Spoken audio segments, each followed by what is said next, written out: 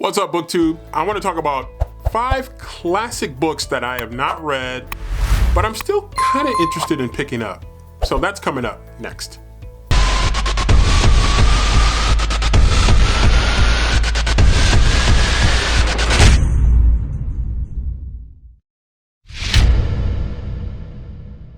So classic number 1 is Catch-22 by Joseph Heller.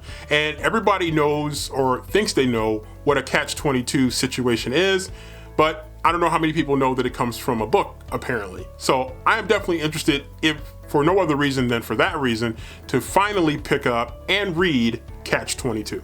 Next up is a book that was turned into a movie that I've watched probably more times than I could even begin to count, and that is The Color Purple by Alice Walker. And so the movie is just incredibly powerful, at times painful, at times uplifting, and I'm really curious to see if the book is either similar, close to, or better than what many of us saw in the classic 1980s film. Next up is The Scarlet Letter by Nathaniel Hawthorne. Now, this is a book where, kind of like Catch-22, most people know what it means to be painted with the scarlet letter.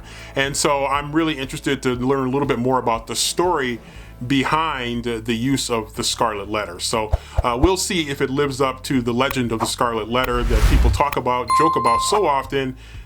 Let's see if the book measures up to that, or is as good or even better. We'll find out. Next up is Lord of the Flies by William Golding, and this is a book that I've got at least 1 copy of, maybe 2 copies of, that I've never read. I've heard some kind of mixed emotions about it. Some people really like it. Some people are kind of so-so about it. I did read a book called Fantastic Land by Mike Bachoven, and some people said that that's kind of similar, maybe a modernized version of what The Lord of the Flies is. So that does intrigue me a little bit more to pick up, finally, Lord of the Flies.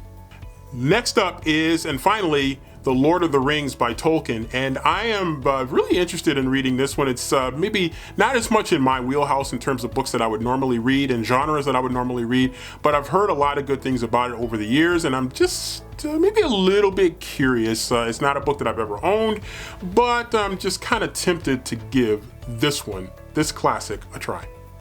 So there you have it. Those are 5 classics that a lot of you have probably read. You're probably wondering, why haven't you read this?